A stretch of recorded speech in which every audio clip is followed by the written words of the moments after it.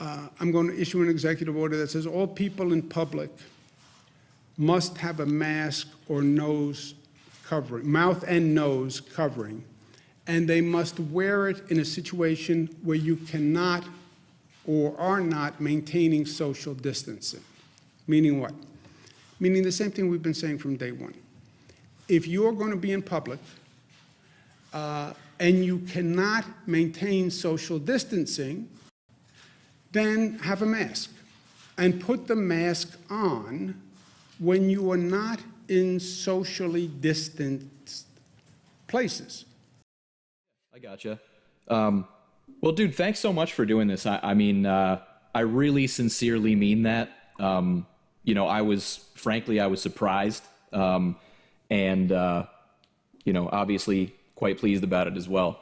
You know, I've been looking at your work for a long time. I really like what you do. I like your, you know, work ethic, and you're clearly a super ambitious photographer in a number of ways. So, seriously, man, thanks for doing this. My pleasure, man. No, I appreciate asking. I enjoy conversations and talking about this stuff, so I appreciate the opportunity. Yeah, awesome. So, how is the quarantine? How are you? Like, what are your thoughts on this whole thing? Well, in which aspect? Or Oh God, depends on how deep we can go. We can go any direction on this, but well, I guess maybe to start with, like, how is it affecting you right now as a photographer? Yeah, I mean, you know, certainly business has changed. You know, there's no business as usual for a travel photographer when we have extreme travel restrictions, grounded flights, quasi quarantines, things like that. So travel isn't happening. Business revenue is down quite significantly, especially with the cut and marketing campaigns and photography workshops and stuff like that. So yeah, I mean, from that standpoint, it's definitely very affected. Personally, outside of the business side of things, you know, me and my family live out here in the woods of eastern Pennsylvania, and it's quiet and peaceful, and we don't really have anyone around us anyway. So it's actually more surreal looking at the news and seeing what's happening. We're like an hour and a half from Manhattan, but we're so far pulled away that we don't really feel it. I mean, the only time I think our family is really truly impacted right now is when my wife goes to grab groceries, or something like that. She has to wear a mask, and obviously dealing with anything like that. But here at home, it's like any other day. So it's very surreal having that juxtaposition between, or the dichotomy between those two realities of what's going on. So professionally hit, personally, we're just in the woods doing our thing. So right. It's interesting. Right. And especially weird too, when you consider the fact, like you said, you're an hour and a half from Manhattan. So, and probably like a little bit less than that from Philly, I would imagine. Yeah, well, a little bit more. So I'm 2 hours north of Philly, and then I'm an hour and a half, depending on traffic, getting into Manhattan. Okay. So yeah, we're up in the Poconos area for anyone that knows the region. Yeah, of course. Well, you know, I'm a Philly guy, so you know, we're not too far away. But yeah, it's just funny considering, like, you know, you can have that perspective in yet an hour and a half in essentially both directions. It's like a completely different, you know, scenario over there. Absolutely. And, I mean, doesn't it feel like you're just watching a movie sometimes? It does. You know, I've been using the analogy that we're living like a crappy B movie, you know, horror movie, that we still just don't know the ending to, and it's interesting. You know, I think the biggest thing, the reason why it's been so hard for so many people outside of the direct impact financially, or obviously people that have gotten sick or know people who've gotten sick, is just how fast everything happened. I mean, I was in Cuba with workshop clients when everything really started to hit, because it was like dominoes. It was like people were like, heard about it in January. I did my Norway workshops and people were like, oh, what's going on? This is kind of weird. We went to Cuba, and it's weird being in Cuba because the internet is extremely restrictive. So there's no like free Wi-Fi or anything. You have to go to these public Wi-Fi parks. Very few people have them in their homes. And so you have this, I was in this position where every time, you know, once or, you know, maybe twice a day, we'd be checking the internet to see if anything has popped up, more so from a geopolitical standpoint for U.S.-Cuban relations, which is typically what I do when I'm in Cuba, just in case something happens.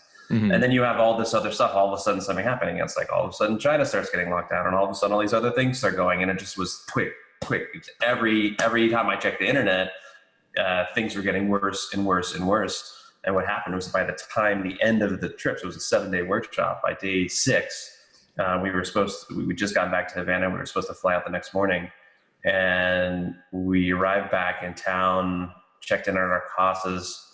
I went to go check the internet, and we got word that the mayor of Miami was asking our president to cancel all flights out of Cuba because a handful of Italians that had contracted COVID-19 were now in Havana. And so we're like, we don't want to be locked in here. I love Cuba. I love the Cuban people. I do not want to be stuck there. Right. And so I emergency bought everyone new flights, and we flew out that night just in case it didn't happen to close down for a few extra days. But you didn't want to be in one of those positions.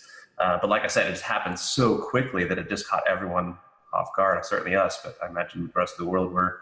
One week we were worried and things were curious, and the next week, like, it was serious. Everything shut down. New York's going crazy. California is getting locked down. Washington is locked. I think it was a bit surreal, and I think people are still just crawling out of that hole right now. Realizing the reality of where we're at and the fact that this isn't going to end anytime soon. We're going to be dealing with this in some form or fashion for quite a while. Yeah. To your point about the weird like B movie, this right now, this moment that we're kind of entering feels like maybe the sequel. Like we had like the zombies came out and we all ran away, and now we kind of have a little bit of a fortress set up. And so now the sequel is like the dystopian, all right, well, what do we do now? Like there's zombies out there. What's the plan? And now we're kind of arguing about, this side thinks this and this side thinks that, and I don't know that anyone really knows. No one knows. We've never dealt with in our time. We've never dealt with a pandemic of this size. I coincidentally, I actually studied this type of stuff in school. And I actually worked at a hospital as a safety administrator, putting together pandemic plans and working on decon teams in my previous life before I became a photographer 13 years ago. So it's been quite a while, but we back then we were preparing, and I was putting together plans for the hospital I was working at for bird flu and, basic stuff like that. The scale in which this has affected everything so drastically is just something that's been unprecedented. And so I think you're 100% right. I don't think really anyone has I would say that no one knows their answers are necessarily the right answers. I imagine everyone's trying to figure out what they think is best. And I think within those opinions, I think there's a lot of wrong opinions in my personal opinion, which is obviously subjective. Yeah. But I don't know. It's going to be interesting to see how we actually pull out of this. Yeah, I agree. Do you, do certain like, tinfoil hat wearing conspiracies like get to you, extra aggressively because of your history in what you used to do? I think so. I'm a passionate person. It's hard for me to bite my tongue in normal times, let alone when things are going a bit crazy. I'm cursed with the benefits of having a large online community, a large online following, and multiple different social platforms that I've built up over the last 13 years, generally focused towards either photography or philanthropy, but regardless within those spheres. But within those spheres, there's a lot of educated people, a lot of people that are quite intelligent, and it's just amazing for me to see what happens when a large group of arguably educated individuals are given endless amounts of free time and endless access to the internet. Yeah. And the type of conspiracy theories they come up with is mind-boggling. Like, I just don't understand it. We don't live in a spy movie, as we're joking around this is a horror movie, but right. We don't live in a spy movie. The amount of people that require to keep quiet for any of these theories going around are like tens of thousands of people across multiple different markets and verticalities. It's an impossibility. And so it bothers me knowing how serious the situation is right now, both from an economic recovery, as well as from just a health and pandemic standpoint, that people can peddle that type of thing and think that it's okay and there's no ramifications for just bringing it up. And, oh, this is interesting. There's just that too many people aren't taking this seriously. And I think that's the biggest problem, is that if people did take it seriously, yes, we would have hard times, but it would be short and it would be mitigated. But because people aren't taking it seriously, we are going to extend this out to the extent of dealing with this until we get a vaccine. And that to me is my biggest frustration, is deal with the pain now and work through it, recover and get to where you want to be, rather than think this is a joke or don't take it seriously or peddle conspiracy theories, which convince hundreds of other people to make bad choices, which then spread infections more, which then gets more vulnerable people sick and possibly die, which then spreads and causes more issues and elongates everything. And I think that's, again, what people don't realize, is that because of those choices, the U.S. is unique in the sense that we now have the most cases of COVID-19. Right. We have the most sped in transmission because we were too slow to act, because we don't really take social distancing in reality. If you look at what's happening in Italy and what happened there with their lockdown, and as devastating as everything was for them, it was like 6 weeks of like high concentration quarantine lockdown, the entire country. Whereas here, it's like New York's taking it seriously, California is mostly taking it seriously, Oregon, Washington's are taking it seriously, maybe Chicago. But everywhere else, people are like, we don't really have that many cases. And it's just, it's not how it works. We don't know how many people we have infected in this country. And that's the most serious thing about this. That's why this virus is so unique, is that we have a 14-day incubation period, and the vast majority of people that get it don't even know they have it. Right. And that's the problem. And when you mix all those together, that's why this is kind of a perfect storm of issues that has led to why we have an economic shutdown, why we have a quarantine in place, why we're going through those things, even though people look at the numbers and like, I don't get it. The flu kills more people. And it's like, yeah, but this could exponentially kill more and do more damage if we let it. And so it'll be interesting to see how the fallout happens for this, but it's not being in a position of creating mitigation or pandemic plans is not a happy position, because as Dr. Fauci has said numerous times, like, you want to be the person that gets called out for overdoing it, because if you underdo it, it's 10 times worse, like to a T. So yeah, it's a funky place we find ourselves in. Hopefully we find some sort of solace in getting through it, but I feel that there's going to be rolling waves moving forward because of the choices our country is making.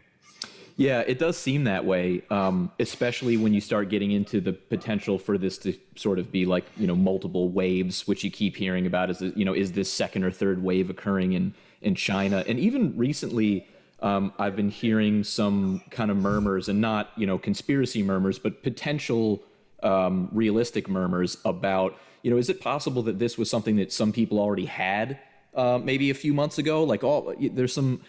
I don't actually remember the article, but I think it was about California, and potentially there were some cases like months prior to, this being what it is today. And I think that's something that's really hard for me personally to wrap my head around is you would love to look at this in the most simplistic possible way and say, okay, well, we quarantine ourselves for X period of time, it goes away, and we're finished, or we get the vaccine, whichever, comes first. But, then there's this kind of, multiple wave, multiple strain, I suppose, potential. And that to me is where, you get into the dystopian movie kind of thing, where all of a sudden you're like, and you're seeing things like, oh, this is going to be a thing until 2022. And that's something where I'm just like, I don't even know. I'm not even sure I can have an opinion. It's so bananas.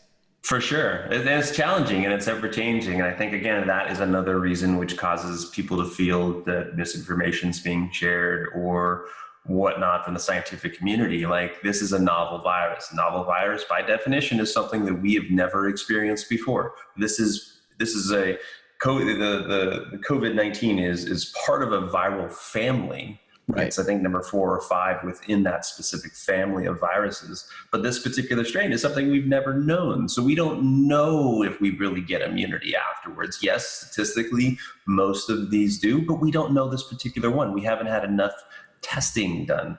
We don't know if people can get reinfected. We don't truly know the distance of the viral spread. Like, there's lots of things being done right now, and it's almost changing every single week, that because there's so much uncertainty, we have to be extra cautious. And I think instead of people being and taking it extra cautious, a large portion of our population is saying it's not that serious. They're decrying the people who are crying wolf, and they're just going to go about their day. And that, to me, again, is the scariest thing. Like, I hope that I'm wrong in these things. I hope that the scientific community is overstepping a little bit, so that we don't deal with the brunt of what could potentially happen. But you're right. There's a lot of uncertainty. This could have been around for a bit. As far as we know, it did initiate somewhere in Wuhan, or at least that's where our first cases are. Right. But we're not going to know the fallout of most of the stuff, including the mortality rate, until this thing is done. And that most likely isn't going to happen until 2021 at the earliest, because of the duration it takes for ethical human testing for a vaccine. So yeah, and you're right. I mean, the data is going to be the thing that reveals the true nature of everything that happened, and it's just I can't even imagine how long it's going to take to actually have trustworthy data on enough sample size. Because you're right. I mean, like, the experts, maybe they could have overestimated how bad it was, but the point is, because we don't know, you have to err on the side of careful, and it's just unfortunate that, like, you wish that you had this whatever solid data already written to where you could just tell people, no, we're right. See, look at this. Not that it would matter. Right. I don't even know if it would make a difference, but at least you could say, hey, we've got all this, and look, done deal. We have to do this, but you just can't. You can, for sure. And at the same time, I understand the art aspects of the argument on the flip side. We have an economy, people need to eat. Like, there are, as much as I may disagree with some, our current administration at times, we do have to figure out a way forward.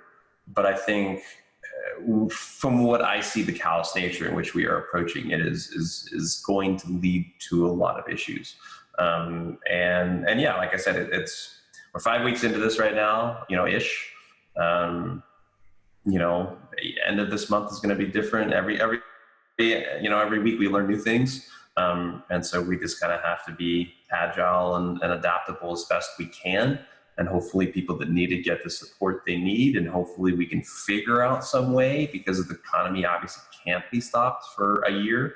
The world doesn't work that way. So we're going to have to figure something out, but I don't think we're there yet. We don't have the ability for contact tracing. We don't have testing. We don't have a lot of things that we would potentially need for us to start doing that. And from a photographic perspective, it's like, when are people going to feel comfortable to jump on a plane with another 200 people? When are you going to feel comfortable going to a movie theater again? Regardless if this is over tomorrow or not, the lasting effects of fear are going to have continued effects on our economy, on travel industry, service industry, event industry. Anything that requires large gatherings or public transportation is going to see the effects of this. Like I said, my guess is a minimum a year. Maybe not as severe as we have right now, but we're going to be feeling this for a while. There's no going back to normal, I guess, is what my point is. Yeah. The normal before is gone, and we have to figure out what this new normal is going to be, so that we can all figure out a way through this. We can figure out how to make money. We can figure out how to adapt, and hopefully do it as safely as possible. Yeah, and that's a really interesting topic too, when you think about, like, post gates opening up, right? So there's obviously going to be some point where, however that works, whether it's on a state level or a federal level, like, okay, guys, it's safe to go back to work, or whatever that looks like. And I think we're at least getting into the point of kind of this new normal of like, oh, this is kind of how it is now. My therapist friend that I had on the podcast a little while ago was telling me that, it was roughly 30 days is like what it takes to go, all right, I guess this is my life. I get it. This is new. Right. Like at some point there's not going to be any more like quarantine podcasts because it's just going to be, it's going to be like it's just a podcast, right? It's just, what'd you do today? I wore my 7th pair of sweatpants. Oh, exciting! Excellent. Gonna be that. But I can't remember where I was going with this. But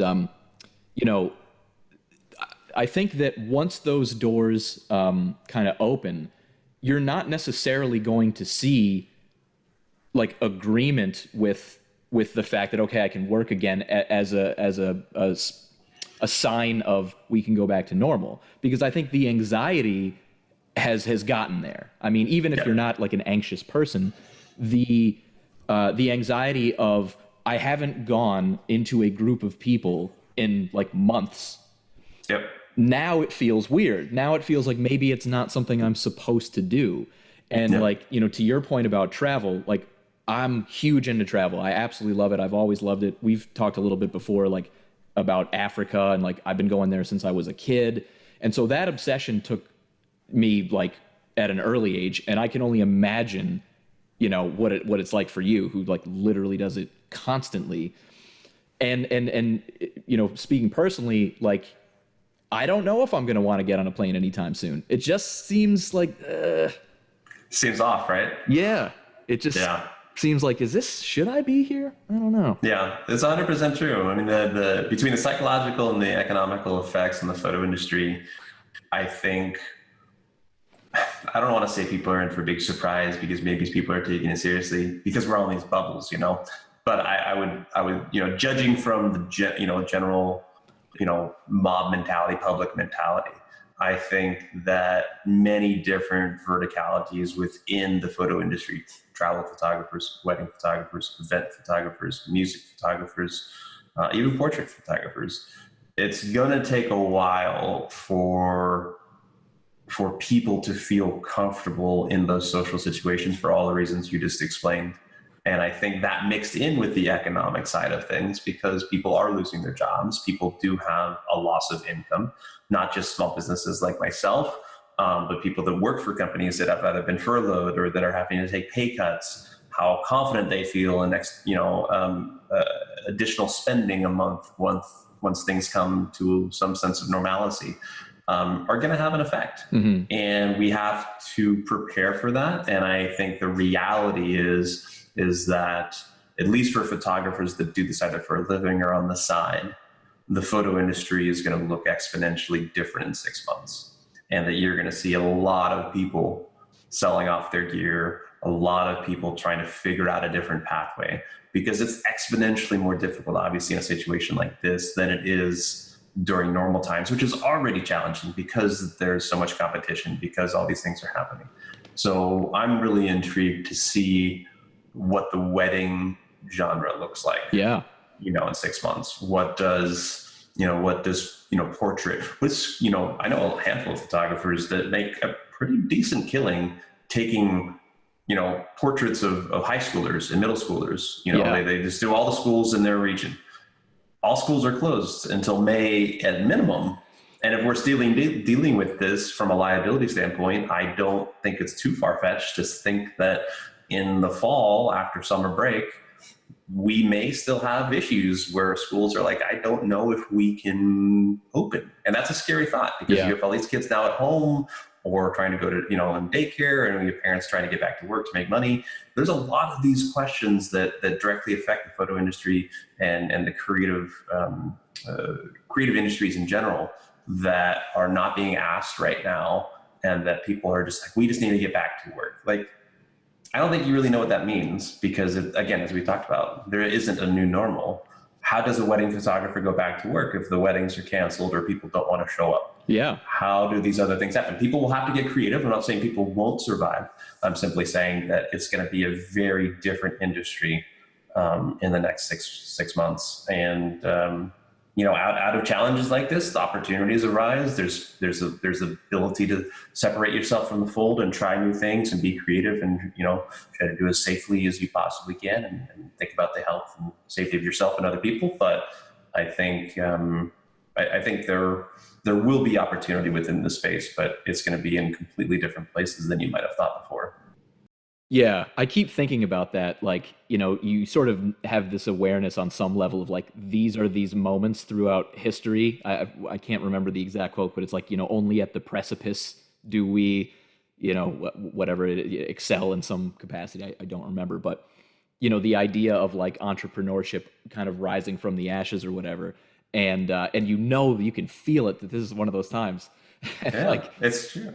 and I'm telling my wife every day, I'm like, any minute now, any minute now, I'm gonna have my big idea. It's coming. Yeah. I mean, if you look back at, for us, so we have two significant events in our timeline, our lifetime. We've had September 11th, which for majority of us, we were just getting out of school. We were still too young to really know how this affected us business-wise. So it might not be as applicable to our generation, maybe to people that are a bit older, but certainly the 2008, 2009 crash. So that drastically changed our industries and affected us pretty deeply. And out of that, what I saw was a massive break and a shift from the traditional means that we were used to at the time, which was, you graduate from high school, you go to a college, typically four-year college, you get a degree, you have this massive amount of debt, you find a job, you buy a house, you get married, you have kids. Like some of that was already starting to change, but I think that was a massive breaking point. And then all of a sudden you had these people that didn't have jobs and employment was high. No one was hiring for people jumping out of college. And then it forced people to get innovative. It forced a lot of entrepreneurs to grow out of that. I mean, I started my first photography company in 2006. I know a lot of my colleagues that are quite successful now that launched their stuff in the height of an economic recession. And they did so because they found a niche. And I think that's a really important lesson here, is that the fundamental core of business has not changed since the dawn of humanity. And that's that we are problem solvers. And if you are, as an entrepreneur, if you're doing it on the side or doing it full time, it's all about problem solving, finding people that have problems and then finding ways to solve them. And so right now as a photographer, you need to realize what these new problems might be, and then try to be the solution to those problems. And if you can do that, whether it's on a local level, city level, national level, whatever it is, you can come out of this maybe even better off than before, potentially, once this initial restriction goes away. But that's what it's gonna take.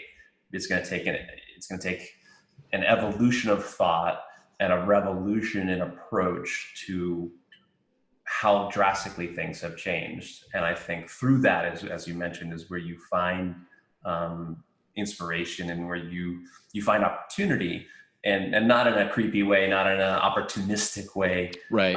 But in a truly valid way where people do have issues. People still want to have their picture taken. People still want to learn photography. There's all these different spaces. Companies still need to market. I'm working on marketing projects for companies that I've had relationships with, still doing big projects. We're just scaling it differently, and I'm shooting it from home, and we're doing stuff. Like there's still this opportunity, but it's not in the same space, and that's the biggest challenge. The photo industry went through this also with the drop of stock photography. You think about that number of people back in the day had massive portfolios in stock, were making well into the six figures, and then overnight, Getty bought Corbis, and things changed, and it was the birth of the micro stock, and all of a sudden people were buying stock images for $1.50, and those people had the rug swept out from underneath them. And there was a lot of people that still kept trying to push that way and failed, and then they folded their businesses or retired or whatever it was. And the people that either saw it coming or were able to adapt on their feet and change direction are the ones that survived. This is going to be no different. It's just a different experience because we're talking about a massive shift in those opportunities. Yeah. And on the topic of stock, I think, I would imagine you combine that with sort of the the level of like marketing via social media influencers and that Sure. type of thing, and you get to this point where the new rock star is to have, you know, followers on Instagram as a photographer.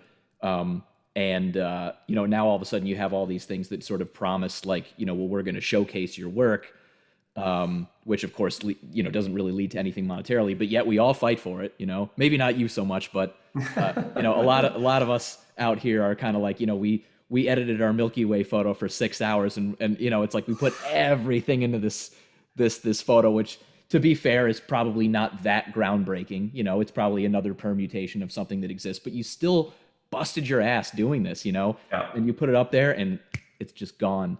And, you know, Yeah. maybe another, you know, and eventually someone says, can we feature your work? And like that kind of gets your heart going for a minute there. But usually, you know, monetarily, it leads to nothing.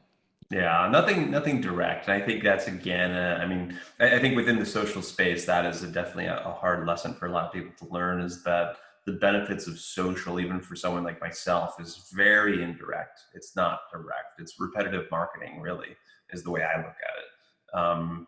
You know, the amount of people that sign up for my workshops, for example, are a fraction of what I from social media, are a fraction of what I get from organic search results, because it's much more target marketed people Hmm. that are searching to go to Patagonia or to learn with me individually, of course. But you know, social media has its place, and there's a lot of benefit that can come from those things. I don't say amusing because it kind of sounds condescending, but it's interesting that so many people look at that idea of exposure as this negative thing. Hmm. It can be beneficial if you learn how to either weaponize it or you learn how to direct it towards something. And I think that's, again, the biggest challenge that people have, is that they don't have that next step. They don't have that catch-all for that benefit, so that they push it out there and they get featured on some sort of Instagram hub or National Geographic, and it's just like, oh, that's great, and it's like more of a personal high, but you don't really know what to do with it. Exactly. Yeah. And I think that's a challenge, and we've all been, you know, all of us have been there at some stage. I was there as well. But what I learned early on is that every one of my successes should lead to more successes. I'm going to take every success every victory, and I'm going to lead that into another job. Every job's going to lead to another job. Every image I take, I'm going to try to have 10 different ways to monetize it, and just try to spread that as wide as I possibly can. So I constantly get people reaching out to me, to feature stuff, to, you know, to have, you know, I was just at an interview last night with the Washington Post. Like, all this stuff happens all the time. And I rarely ever sit there and say, hey, well, what's the business side of this? What's going on? Because it's exponentially more beneficial for me to be able to expand my brand, to do get exposure, because I have these catch-alls. I have tutorials people can buy. I have workshops, well, in a normal day, workshops people Right. sign up with. I have ways to leverage being featured in the Washington Post, or having a, you know, 12-page spread in a, you know, high-profile photography magazine, that even though it didn't pay much, you know, it's $500 or something like that, I'm going to take that win and push it, you know, put it into all these other places, because I have the ability to leverage that benefit. And like I said, a lot of people don't. And so that's where that disconnect happens, where it's like, oh, you know, you should pay me hundreds of bucks to feature my image on your account. Like, there's 10,000 people behind you that would do Right. it for free and still don't know what they're doing. Yep. So why do you think that your image is so special? And I think that, again, comes down to a hard part with creatives, which is, we put so much of ourselves into our work, and I'm using proverbial we, because I kind of separate myself a bit, which I'll talk about in a second. But I think that we connect so much of us personally, and we put so much passion into what we do, that we artificially inflate the value, maybe, of what we do. If that, does that make sense? I think that's totally fair. Yeah.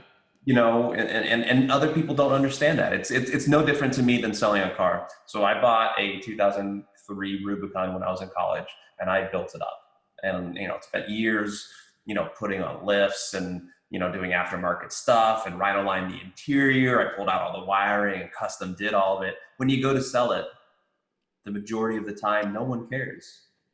They don't care that it's your baby. That doesn't have value to them. Hmm. And I think that same type of principle applies to photography. And it's just a little bit harder because we do it so often with these images. But we have to figure out a way to separate. We have to have some sort of cognitive dissonance between the two to sit there and say, this is something special to me, but I understand that I need to educate other people on why this is special to them or why they need it. And instead, I feel that we almost get the sense of entitlement that I worked hard on this and therefore it has value. And that doesn't work in any industry. And it certainly doesn't work in photography. Yeah, I think you're totally right.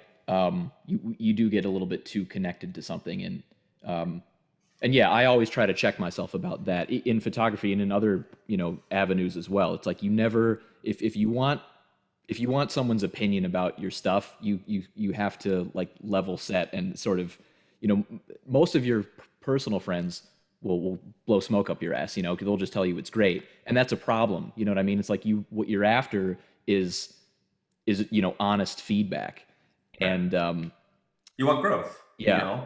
I think when you're starting out, I think there's benefits to friends and family supporting you. A lot of people that a lot of people in general, but certainly people that get into the creative arts have confidence issues. And so it's not necessarily problematic to sit there and have people say, hey, you're doing a great job. Hey, this is excellent. I can't tell you how many times my mother still to this day buys prints from me and all this other stuff. And it's like, I love that. You know what I mean? It's always nice to have you. It's nice to have, a support staff.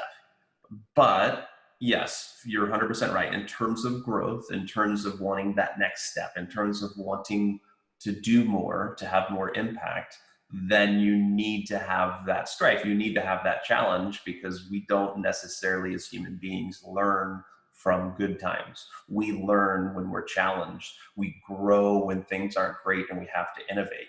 And I think that's kind of what you're getting at is that,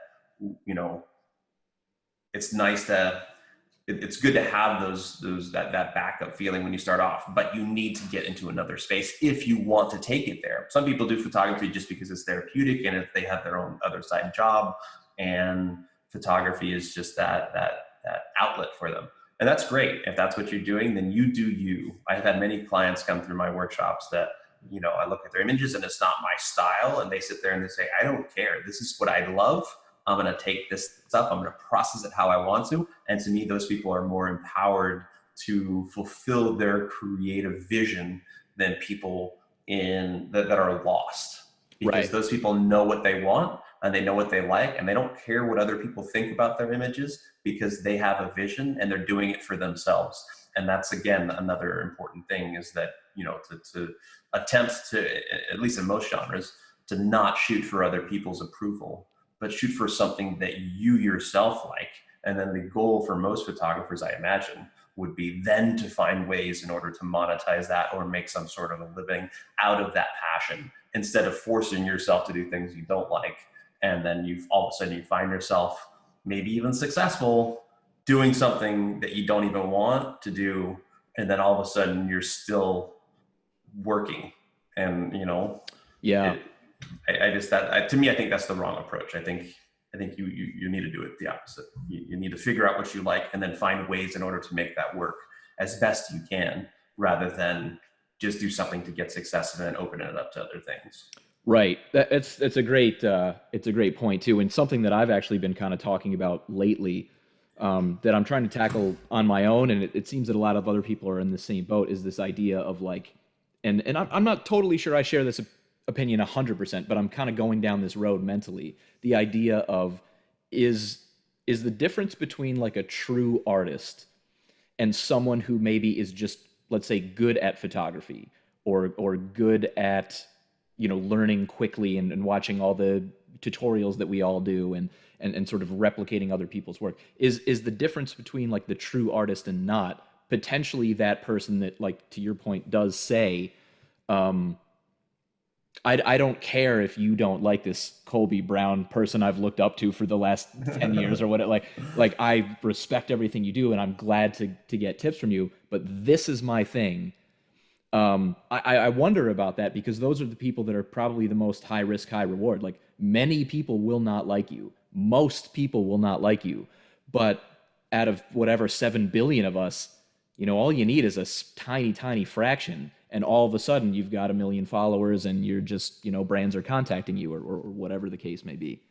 Absolutely. You're 100% right. I mean, I think a large portion of humanity, and maybe this is more endemic towards, Western capitalism. I don't know. But it seems that so many of us require this external validation for either choices we make or the value we present to our, we feel we put on ourselves. And I think photographers in general go through like 3 different stages of personal growth, maybe, if that's what we want to call it. Vast majority of us, when we get into a creative field, whether it's photography, cinematography, painting, culinary arts, whatever, we get through because of mimicry. And we see something we like, that we're attracted to, and that we want to copy it.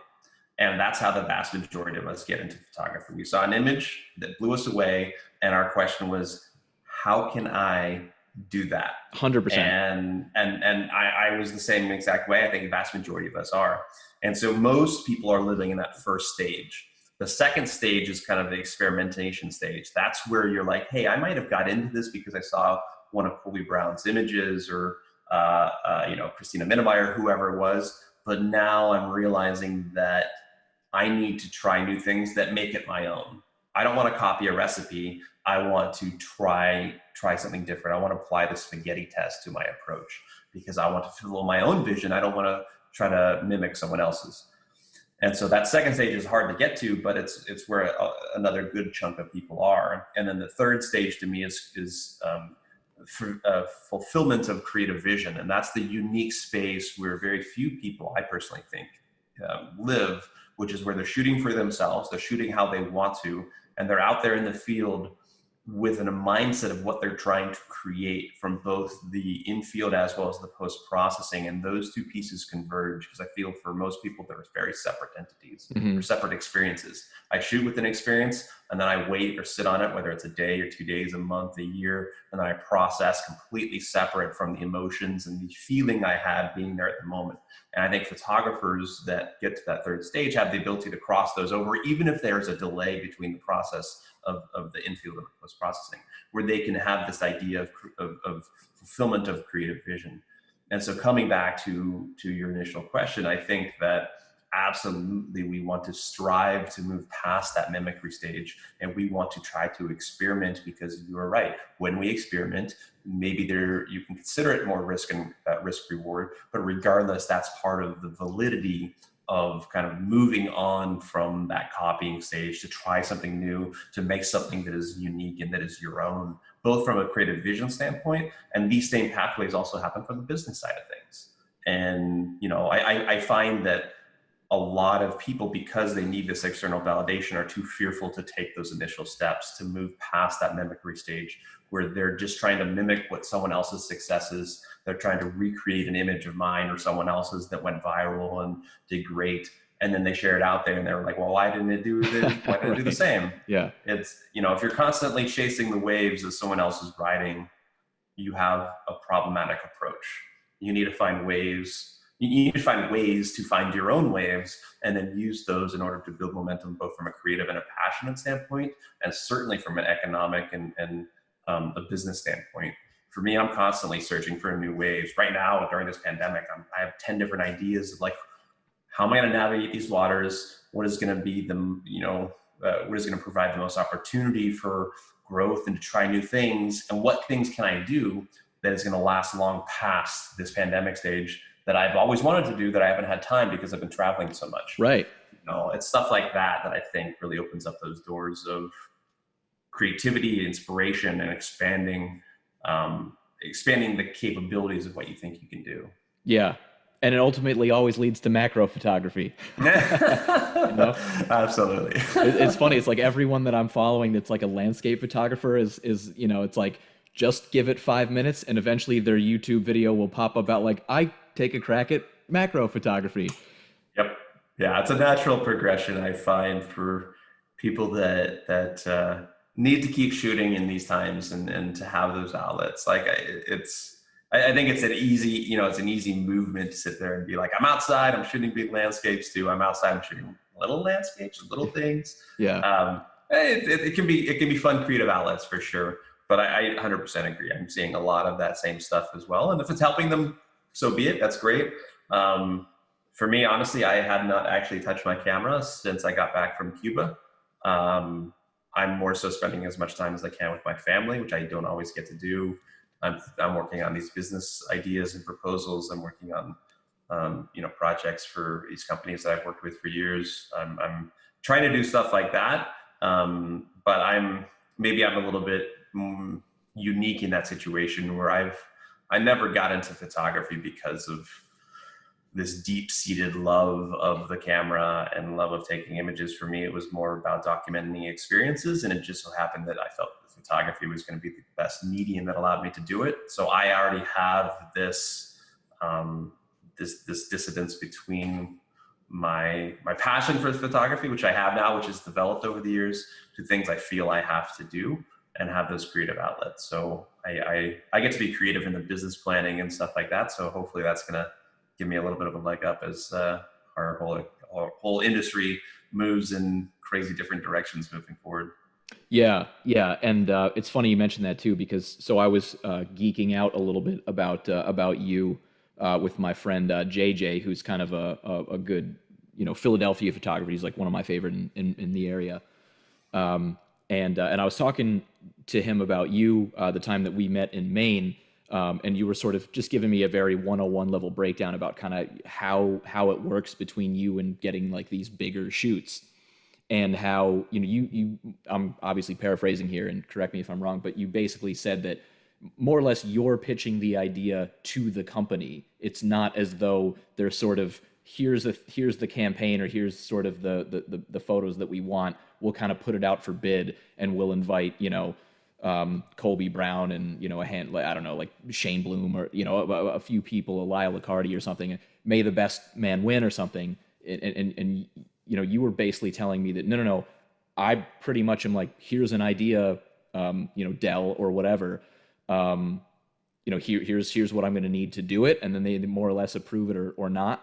And he was just like, that is so bananas. It's like, that's the dream. Like, I know. It takes a while to get there. I mean, yeah, you were right in remembering our conversation. I mean, it is a lot of the time I am being more aggressive than sitting back idly and waiting by. It's like, hey, I have this opportunity. Hey, I have this idea. Let me pitch it to the right companies and go from there. There are times where companies are like, hey, our fiscal quarter ends in 2 months. We have to spend this money, or our department's not going to get it again. What do you want to do? Give us some ideas. So sometimes, the opportunities come to me, and then I still get to create it and put those pieces together. But regardless, I started off in the photo industry, especially those first 4 or 5 years, struggling quite a bit. I took every single job I can get. I got paid well under probably my value was worth at the time. But I had to learn those lessons, and I had to do the hard work, and I had to build up my brand and my skill sets in order to get to the bigger projects that I like doing now. And so now, 13 years later, I get to pick and choose who I work with. I get to pick and choose the budgets that I'm willing to accept, and say no, 8 times out of 10. It's because I want to make sure I'm working on things that I'm passionate about. That is, if it's going to take me away from my family, I want it to be for a reason that I'm okay with, rather than just doing it for a paycheck. And that takes forethought, and that takes planning, and that takes thinking 10 steps ahead. But it's possible to get there. There's no one right way. But I think for me, it's always been my goal. And it was the realization that I learned early on, was that when you're working for other people, when you're working in a company standpoint, or you're working for a standard job, there's this fantasy about entrepreneurship. I'm going to go work for myself, which is a facade. When you take that step and you become a freelancer, you go from having maybe one crappy boss to maybe having 100 throughout the year. And if you're always working for other people, you're still in that same principled relationship that, to me, is not very beneficial. It's certainly generally not very beneficial for the freelancer the contractor. Mm-hmm. And so my goal has always been to control more of that process, to control more of my own destiny in terms of creating my own products and services that I can rely on. That's my workshops, my tutorials, all those things. But then when I come back and do those marketing campaigns, they are on my terms, and they're on terms that I've built with and I've worked with either the companies, or maybe more these days it's the marketing firms, so that I can work with one entity, get paycheck from one entity, but they may represent 40 people or 40 different companies. And so then I have a relationship with that marketing firm, and that marketing firm then will give me opportunities based on their expensive client set that changes from year to year as well. So all those different types of pieces kind of come together to have come together to help me create my revenue streams and to create my business mentality with how I approach this stuff, what I'm willing to do and what I charge. Because I think a lot of people, like I said, just don't understand their value, myself included, for many of those years starting off. And for me these days, when it comes to figuring out price, I have a really simplistic approach to figuring out the value of a project. The reality is that the cost of a project, cost of one of your images, cost of, a print, whatever it is whatever someone's willing to pay. And so I typically in these situations realized early on, or maybe it took me a few years, but early on than I am now when I was younger, that if I reach back out with a bid proposal for a project, or I'm doing something on a conscription or whatever it is, that if they respond back to me within 24 hours or a short period of time and they're instantly like, yes, this is great, I haven't charged enough. Right. Left money on the table.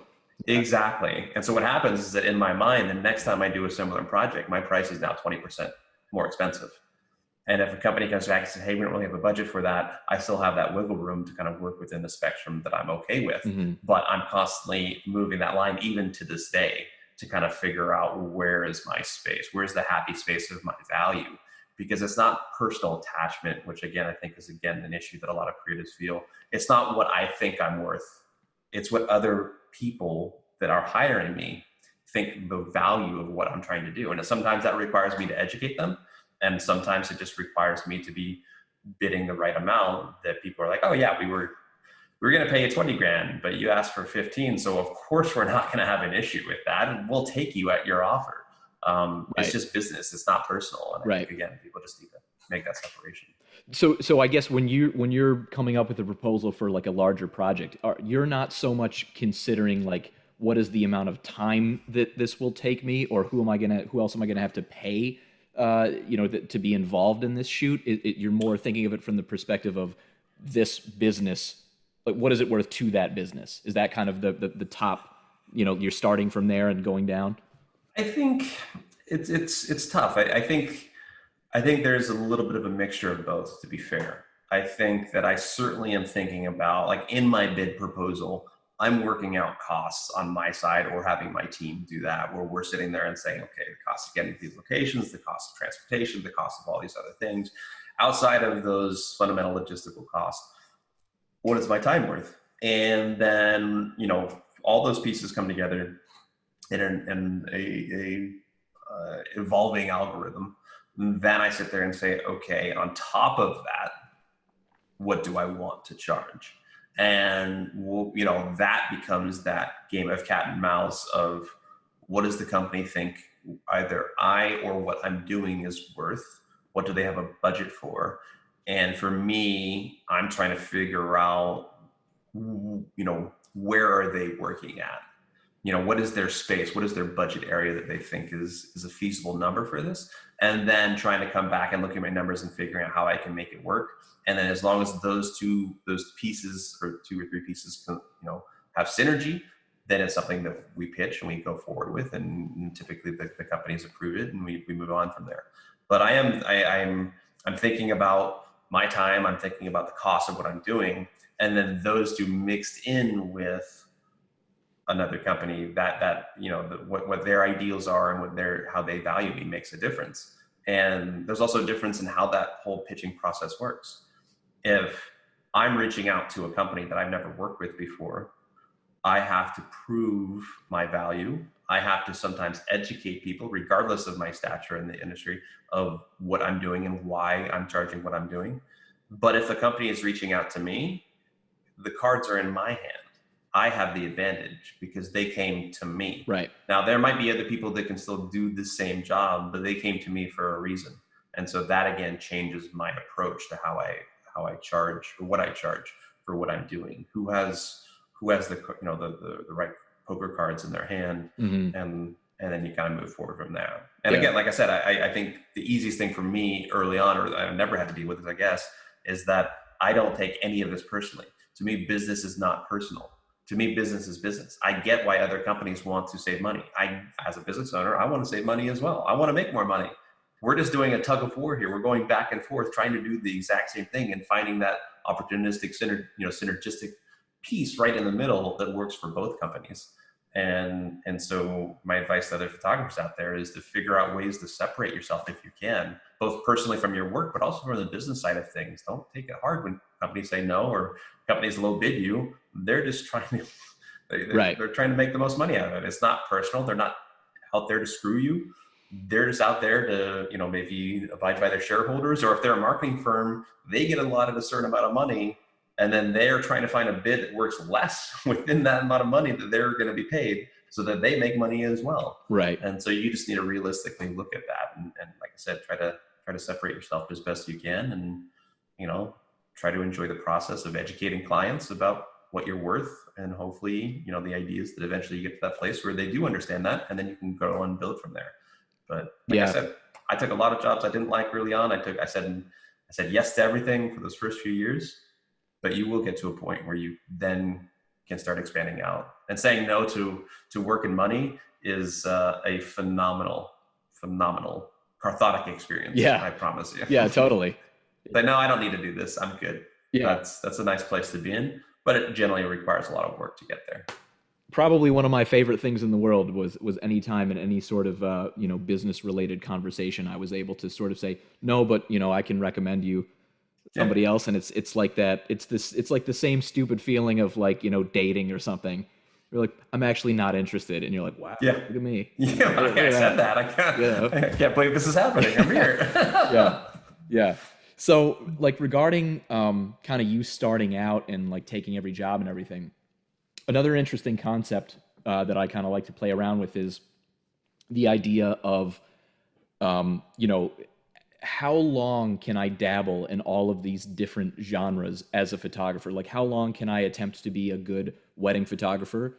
And, I love to do time lapses and stuff. And I'm always trying to get people to buy B-roll from me. So like wedding and time lapse and, landscape and travel. And maybe you do some headshots and whatever. And it's like, it's really difficult to choose a particular path when, it's not like one demographic raised their hand and say, Adam, right over here, we're going to set you up to be a wedding photographer. We're going a whole bunch of weddings. Don't worry about buying all that other stuff, like the latest time-lapse gadget. It just, whatever, wait on that.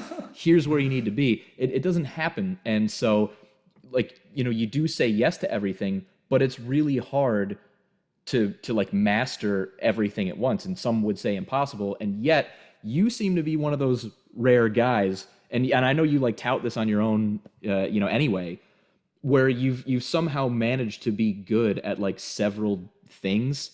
And there's not a whole lot of photographers that do like they sort of, landscape is my thing. That's it. They do one thing. Also shoot wildlife like you do, right. Yeah. I mean, again, to me, that was a cognitive choice, a number of years back, where I realized from a personality standpoint that consistency freaks me out. Like when I'm doing the exact same thing all the time, I get bored quickly. I lose my passion. I don't like what I'm doing, and I typically have to change that. That's the reason I've moved many times. That's the reason I've made many life choices throughout my life. And so I think that's been a bit of a driving force, where when I started getting into photography, I started out in the travel space because, again, I was meant to document travel, and I was addicted to travel. And then from there, it was like, okay, this has been fun. But now all of a sudden I find myself a little bit more interested and passionate about landscape. So I do landscape for a bit, and I get bored, and then be like, you know what? That's when I started the Giving Lens. I need to do more philanthropic work, more connected to humanity. And then from there, we probably went to wildlife. And each of those different sections was a need for personal growth, was a need to challenge myself. even if I'm shooting for myself, if I get to a point where I'm like, I've seen some amazing, some of the world's most amazing sunsets and sunrises out there, been to the remote parts of the world, documenting the stuff. I still like doing those things, but I don't have that same feeling when I first started. Right. And I constantly need that feeling of being energized, of being thrilled, of being challenged. And I think that has been a part of a driving force with me of why I shoot a wide variety of things. And as I mentioned early on, with that realization of me personality wise, I knew that was going to be the case. I knew that I wanted to broaden the amount of genres I wanted to get involved with. And I wanted to find ways to monetize them as well, which, as you said, is difficult, but is also possible. For me, I would build up on whatever I was doing. I'd find ways to capitalize on it. And then from there, once I got to a point, because I was passionate about it, I was doing what I like to do, I then could expand out and do, I had A taken care of, and then I can do B. And then I built that up, and then I do C. And I built that up, and I do D. And then all of a sudden you look 13 years on, and I found ways to monetize my wildlife work, my travel work, my humanitarian work, my landscape work, all those different pieces, from marketing campaigns to influencer stuff to photo education to image licensing. I've been fortunate to kind of spread those things around, but I didn't do them all at the same time. And I took my time in order to figure out where I could push myself within a specific genre to get to a point, not where I felt that I learned everything, because I feel we never are at that stage, but where I was starting to get, psychologically bored. Right. And that knew that I wanted to expand out. And then, like I said, did it segmented out at pieces. I wasn't shooting wildlife in 2006 when I first started. I really wasn't until probably 2014, 2015 that I was like, I'm in all these locations. There's these amazing creatures. I keep telling myself I'm not a wildlife photographer, but why don't I pick up one of those big lenses? Let me take it with me when I go down to Brazil next time. Right. And all of a sudden you shoot it, and I'm out there shooting, and it's like day 4 or 5, photographing jaguars and panthenol. And I'm like, holy crap, like, I love this. And it reinvigorated my passion for what I was doing. And right now, if I was to look at my entire genre of what I do, I'd say wildlife is probably my largest passion currently. Cool. That may change in a year. I don't know. But I'm constantly striving to match my passion and interests with the financial side to create a lifestyle and to have the experiences I want around the world, as well as providing for my family and having them come along these adventures as much as we can, to put all those pieces together. But you are right. Most photographers start off and they do one thing and they try to do one thing well. And there's validity to that argument. There's validity to a lot of industries. UPS, it's great for shipping packages. They're not great for teaching people about, how to cook. They've done their one thing and right. They're good at what they do. So I get that, but I think it depends on the individual. I know some photographers out there, some landscape people, that it's like, that's their thing.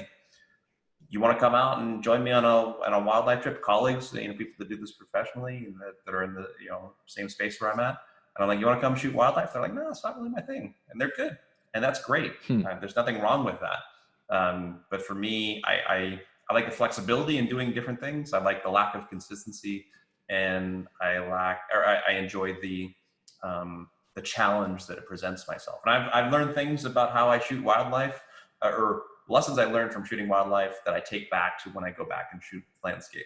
And I think that's also helped me grow as a photographer, because they're very different styles, they're different approaches. Totally. I process those images differently, and all of that together has really helped me over the years. Totally. Do you ever have any, are there any other, pros where you recall being like, hey, come on this trip to Africa with me, but we're going to shoot cheetahs, and they're just like, I only want to go to Namibia, and because that's the landscape. Do you ever have any things like that? We're like, come on, man, just go, it'll be fun. And they're like, no.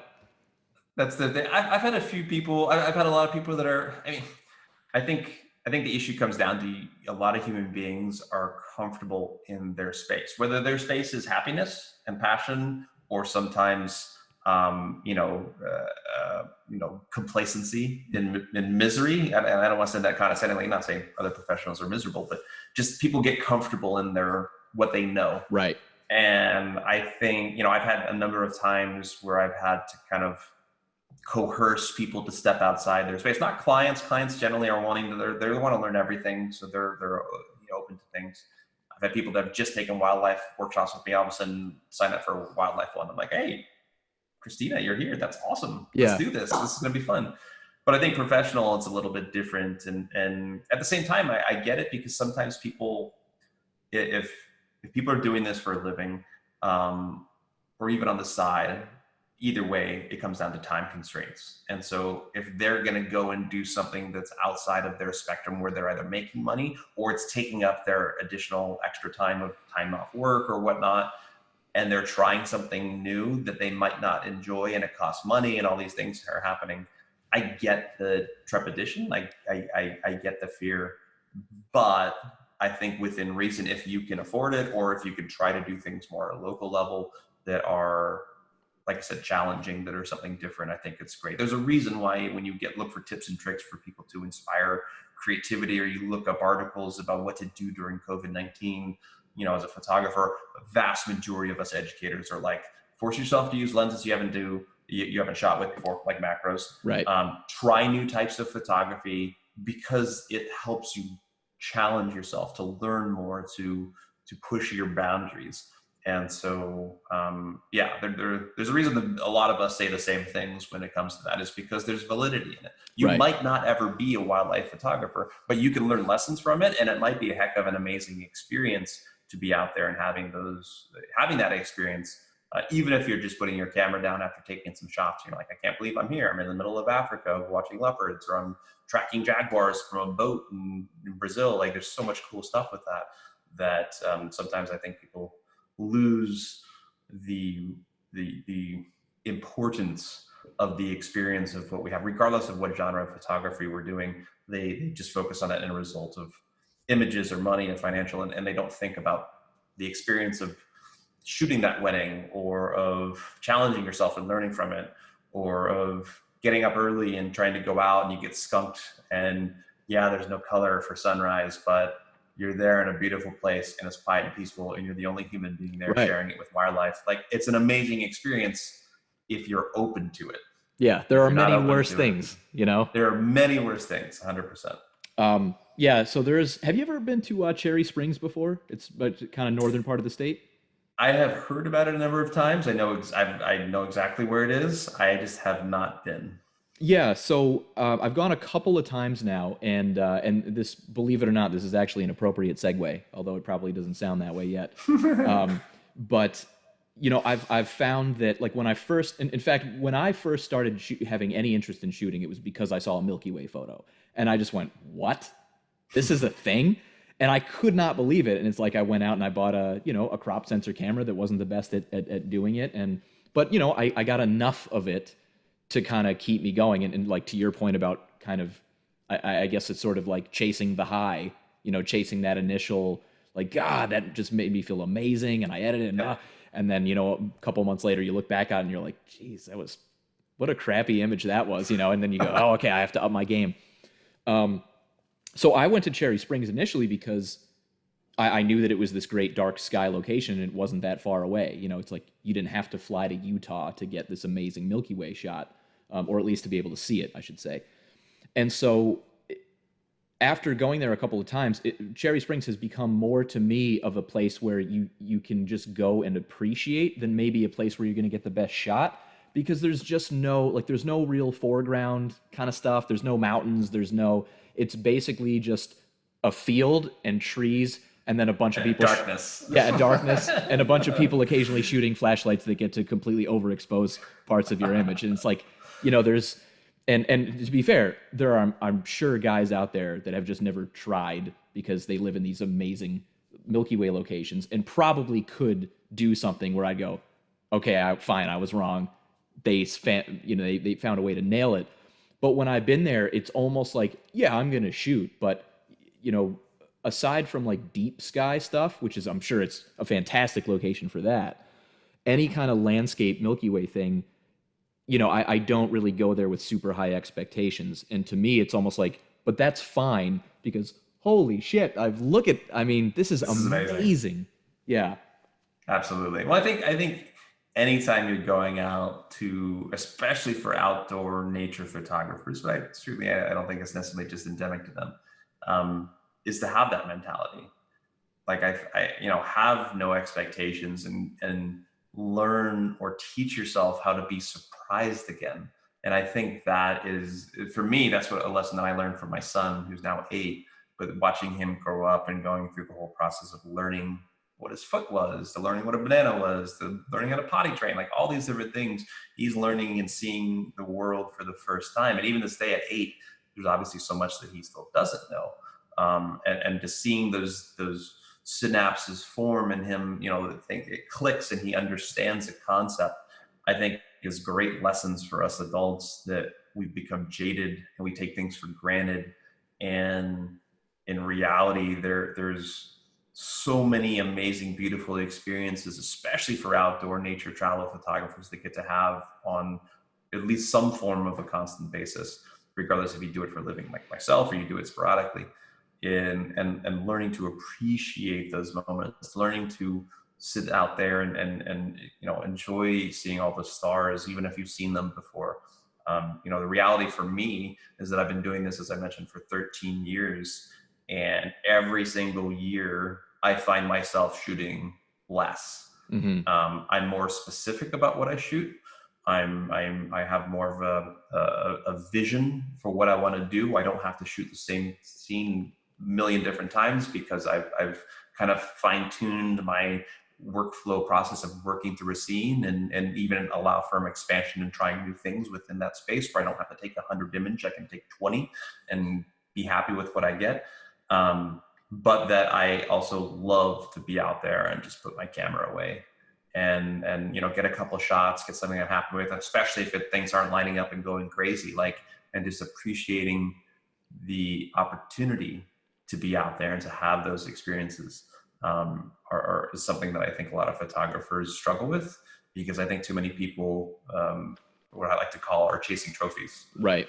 You're fixated on the mindset that you need to get this shot or this thing or have this light in order for you to have a good time, to learn, to come away with something meaningful.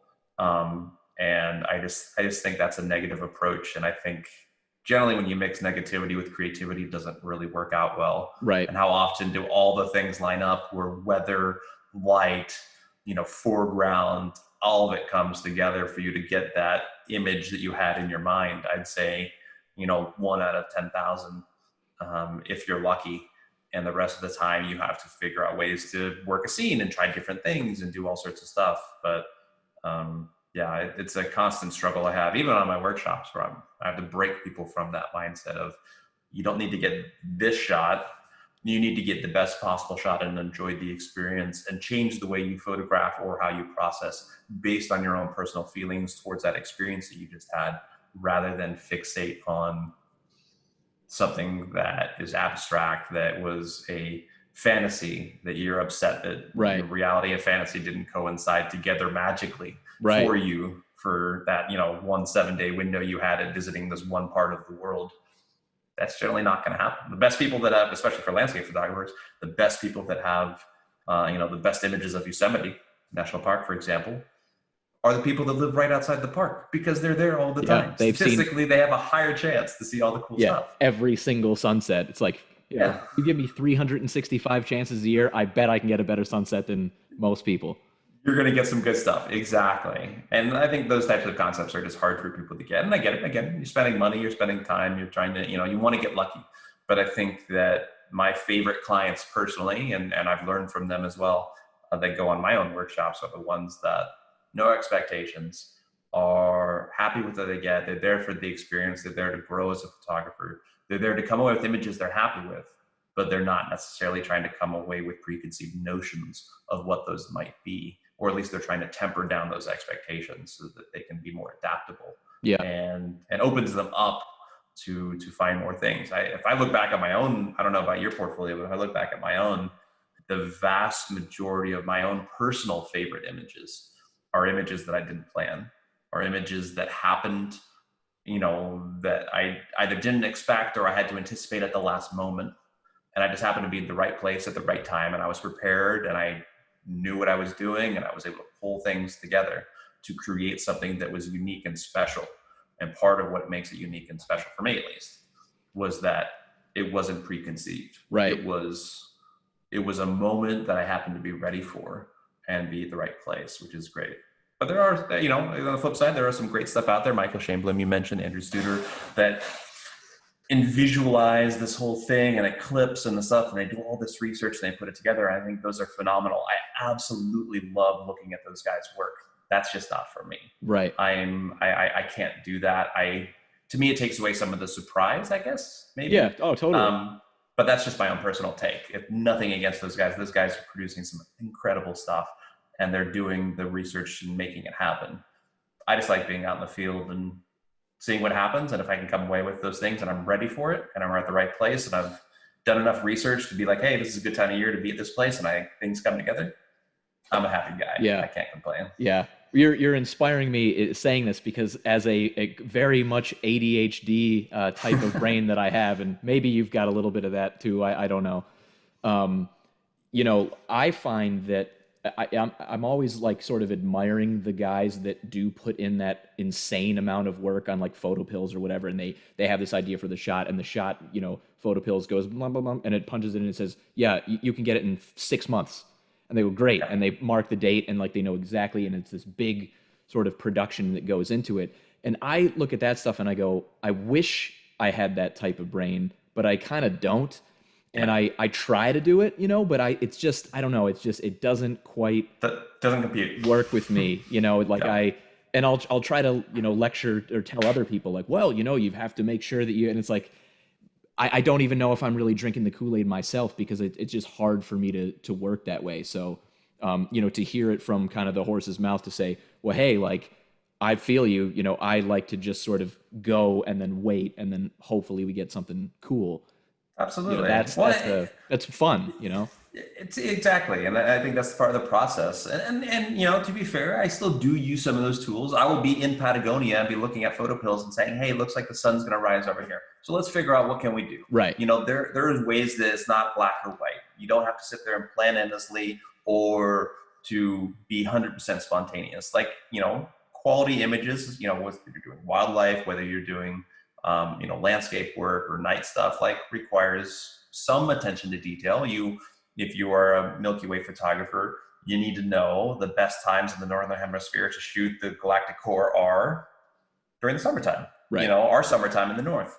But if you try to shoot the galactic core and you go down into the South at different times of year, you're not going to see it, or it's not going to be the same. So there's nothing wrong with doing some research, but I think having, like I said, an open mind and trying to figure out, what's going to make sense once you get to reality in the location and what you're doing, I think, to me, is where I have the most fun. Mm-hmm. And I'd arguably say the same thing about post-processing. I admire people like Elia Lacardi, he's a friend of mine, and some of those guys that just have these extensive workflows where they have 30, 40 layers, right? Spend hours working on an image. That's not my happy place. My happy place is fulfilling my vision, but at max maybe 20, 30 minutes on an image if I'm really pushed. Most of my images, regardless of what they are, probably spent 5 to 10 minutes on. And it's because I've also fine-tuned knowing what I'm doing and what I'm going after. So it's not necessarily that just anyone can pick up and say, I can do, I can recreate what I've done, at the same speed, unless they've done they spent the time to learn the tools and to learn what filters they like and all these other things. Right. But that's more of my happy place. And that's the beauty of art, is that it's subjective. My way is not the right way. It just is what works for me. And that's part of where you get to the experimentation phase, what we talked about at different levels of photographers. Yeah. Where people have different visions for what they want, and none of them are wrong.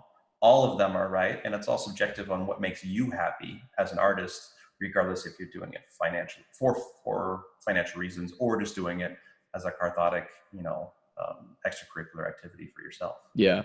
Do you have any styles of photography that you maybe don't shoot yourself, but you're like, oh man, this is so badass, or I love, or are there any, things that maybe you look at and you're like, I don't understand why this has become, a cliche, or like, why is this a genre or whatever?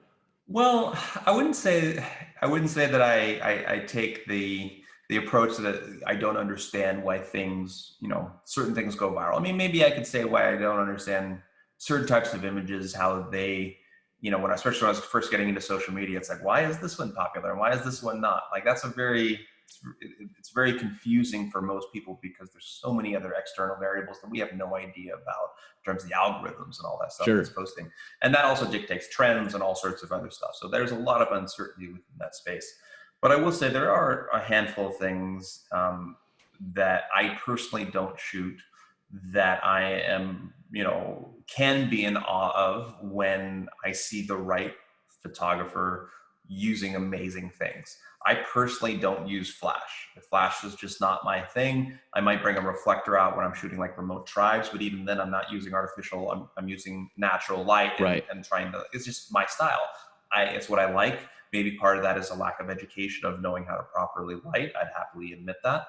But regardless, it's not for me. And I can look at certain photographers, maybe other Sony artisans, Miguel Quiles, handful of other people on the Sony team, as well as other people just in the industry that are creating amazing images that I don't want to shoot myself.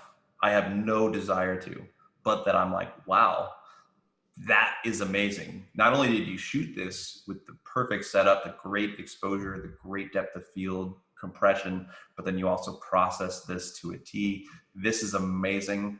It's something that I admire. It's something maybe I can learn from. And if you had a tutorial, I might, buy it and look at it and say, okay, maybe what can I take from some of these techniques? Maybe not necessarily from lighting, but like post-processing or composing or something like that, and work it into what I shoot with remote tribes or something like that.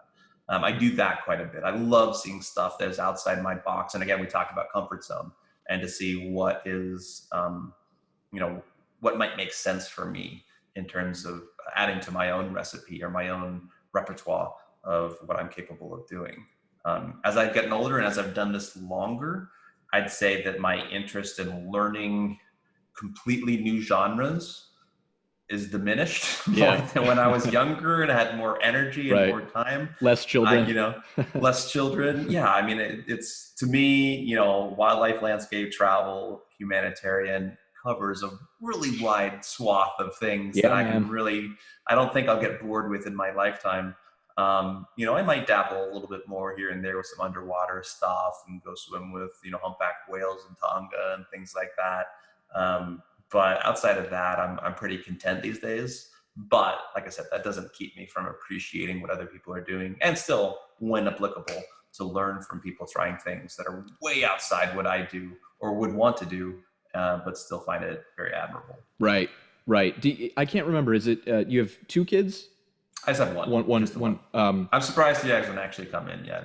He's probably waiting outside the door. It's funny. Your camera angle and the shape of the room is almost equivalent to that one video. Remember a few years ago, the guy who was on like the CNN interview and like the It's opened up with the kid. Yep. Yeah. It's almost the same framing and everything. It's happened many times. So usually when he was younger, he's pretty good. Now that he's 8, where I'm like, Daddy's gonna be talking to someone. Please don't come in. And he gets it now. But every once in a while, it happens. So you never know. It's a surprise. Yeah, I'm kind of waiting for my first one as well, because my daughter is almost 2, and she's like right in that period of just daddy, and like there's no not now, honey. Like it's just you can't. It's not gonna happen. No, absolutely. Ecstasy every time she turns the corner. It's the greatest thing that's ever happened to her.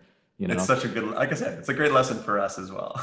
Yeah, it totally is. It's like that line from Knocked Up when he says, I wish anything made me that happy. Like, look at how happy Bubbles make her. And he said, I wish anything made me that happy. 100% true. Does he have like any desire to take photos, or? He has his own camera, and he's certainly dabbled with it over the years. I'd say, as your daughter gets older, you know the attention span of the young ones is limited. And they're learning all sorts of stuff all so quickly. So he has his own camera. When we go on nature walks, when he travels, he brings it with it. He dabbles here and there. I'd say there isn't a passion for any of that type of stuff just yet. There's interest in art and creation, but at 8, I think it's a little little young for him Right. to be getting into it. You see some of the viral kids out there that are, going at it, and they're 8 and 10 and stuff on Instagram doing amazing stuff. Every kid's different, and every kid has their different interests. So I'm certainly not worried in any form or fashion, but it'll be interesting to see where, what he ends up having his interest in. And I think as a parent, that's my job, is to provide the most amount of opportunities to let him pursue whatever passions he has, and see where how far the street goes, to see, Right. if he's interested in something, let's take it to see where he goes. Okay, he's not interested anymore. What's the next street? Let's spaghetti test this out. Let's support him as best we can to let him pursue each of those in his own time and in his own interest, and then kind of go from there. I've never been a big fan of like, my son will do this, he will Right. be this, he's gonna enjoy this. Like, that just doesn't work out for anyone, Right. especially the parent.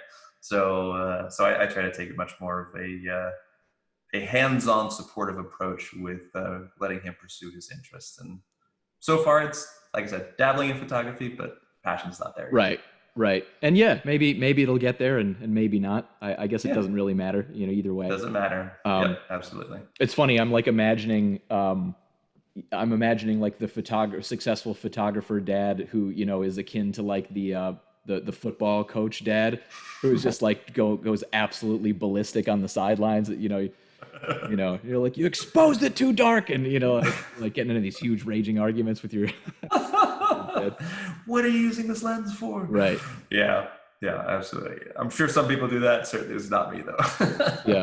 Yeah, that would be a funny skit to put together.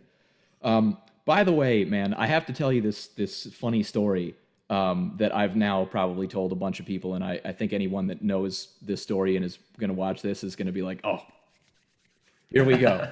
So I don't know if you recall this, but this is like a funny sort of embarrassing thing where when I met you last year in Maine, and you were telling me at some point I learned that the inn on the island was like, your family owns that inn, and my wife's family, like, they've kind of lived in the same location for like a long time, and blah blah blah blah, and at some point you said, yeah, like, come on over to the inn, we'll chat or whatever, and I was like, okay, great. So my wife had never actually been to the inn, and for anybody listening, this is just this little town in Maine. But my wife was kind of always curious about the inn and was like, oh yeah, that's the Island Inn. I wonder if that must be where he's talking about. And I think she thought that the inn would be like an inn. It would just have like multiple rooms where people would stay. And maybe it used to be like that or something. I think it used to be like that. Yeah. Okay. And so what ended up happening is we're walking down the gravel road, and we kind of take a right, up the driveway to the inn. She's like, yeah, this is the spot. And I think it was your wife that was outside.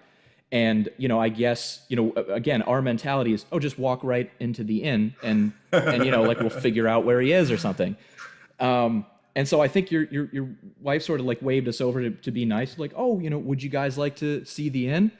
And I think we were kind of thinking, well, yeah, but also like, well, we're going to go in, regardless, because it's an inn. There's not... We're going in. Right. So,